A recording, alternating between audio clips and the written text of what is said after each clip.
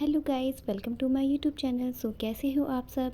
I hope आप सभी अच्छे होंगे और आपकी पढ़ाई भी अच्छे से चल रही होगी। सो आज मैं आर्टिकल 370 को पूरी डिटेल के साथ डिस्कस करने वाली हूँ। तो आप सभी वीडियो में एंड तक बने रहिए और जिन्होंने चैनल को सब्सक्राइब नहीं किया है वो चैनल को सब्सक्राइब करिए।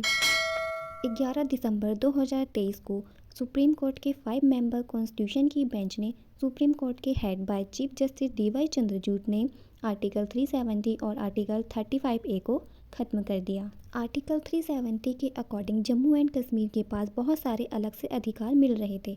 वैसे तो जम्मू एंड कश्मीर इंडिया का हिस्सा है। आर्टिकल 370 की वजह से इनका एक अलग फ्लैग हुआ करता था। 2019 से पहले इनका खुद का फ्लैग था और इनका खुद का कॉन्स्टिट्यूशन भी था। ये 2019 से पहले की बात है। ये सारी पावर इन्हें आर्टिकल 370 से मिल रही थी, क्योंकि आर्टिकल 370 से जम्मू एंड कश्मीर की, क्योंकि उस टाइम पर वो स्टेट हुआ करता था। अब आर्टिकल 370 हटाने के बाद में उनका जो स्टेट का दर्जा था वो ख़त्म कर दिया गया। स्टेट से हटाकर उसको यूनियन टेरिटरी बना दिया गया। जम्मू एंड कश्मीर एक यूनियन टेरिटरी बन गई और लद्दाख दूसरी यूनियन टेरिटरी बन गई। अब आर्टिकल 370 से जम्मू एंड कश्मीर की उस टाइम पर जो स्टेट गवर्नमेंट जो हुआ करती थी उनको बहुत ज़्यादा पावर थी। मतलब वो कोई भी चीज़ अपने ही हिसाब से करती थी। अगर हमारी सेंट्रल गवर्नमेंट कोई चीज़ लाने की कोशिश कर रही है तो वो इम्प्लीमेंट कर रही है, तो उसमें यहाँ पर इनका अलग ही रूल था। जम्मू एंड कश्मीर की गवर्नमेंट चाहे तो इसको इम्प्लीमेंट करे या ना करे, इनके पास में जो अप्रूव करने की पावर थी, लेकिन कुछ चीज़ों को छोड़कर। जैसे डिफेंस का कोई मामला है तो वो सब पर लागू होगा। फॉरेन अफेयर कोई इशू है, फाइनेंस का कोई इशू है या कम्युनिकेशन का कोई इशू है तो वो सब पर लागू होगा। उसके अलावा ये जम्मू एंड कश्मीर की जो स्टेट गवर्नमेंट है ये खुद के सारे डिसीजन ले सकती थी।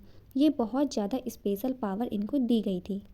अब इसी आर्टिकल 370 को गवर्नमेंट ने 2019 में हटाया, तो इससे यहाँ पर बहुत ज़्यादा प्रोटेस्ट हुआ। प्रोटेस्ट होने के बाद में सुप्रीम कोर्ट के पास ये केस गया। सुप्रीम कोर्ट ने 11 दिसंबर 2023 को इस केस की सुनवाई की और इस केस की सुनवाई करते हुए सुप्रीम कोर्ट ने गवर्नमेंट के डिसीजन को सपोर्ट किया। कॉन्स्टिट्यूशनली ही हर एक तरीके से यहाँ पर गवर्नमेंट ने सही तरीका यूज़ करके आर्टिकल 370 को हटाया। सुप्रीम कोर्ट ने ये भी मेंशन किया है कि अगर अपने हिस्टोरिकल कॉन्टेक्स्ट के बेसिस पर देखें तो ये क्लियर है आर्टिकल 370 है वो बस एक टेम्पररी प्रोविज़न था और ये वॉर की वजह से लेकर आया गया था। एक टेम्पररी प्रोविज़न था, परमानेंट नहीं था। अब सुप्रीम कोर्ट ने आर्टिकल 370 को ख़त्म करते हुए एक और बात कही है कि जम्मू एंड कश्मीर को स्टेट बना दिया जाए और यहाँ पर प्रॉपर इलेक्शन होने चाहिए। जम्मू एंड कश्मीर का जो स्टेट हुड है इसको वापस लेकर आओ और नेक्स्ट ईयर 30 सितंबर 2024 तक इलेक्शन होने चाहिए।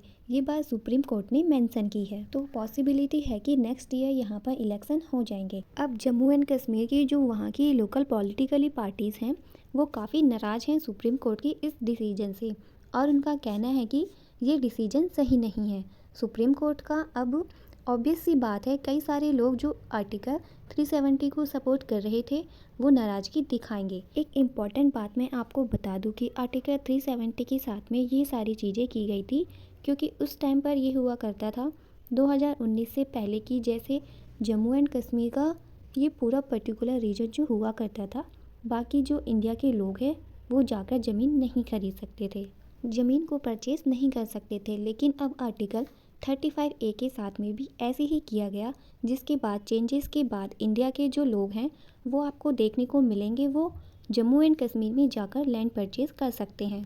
सो इसी के साथ वीडियो को एंड करते हैं। आई होप कि आपको अच्छे से समझ में आया होगा। वीडियो पसंद आई हो तो लाइक और सब्सक्राइब करना मत भूलिए। सो इसी के साथ मिलते हैं नेक्स्ट वीडियो में।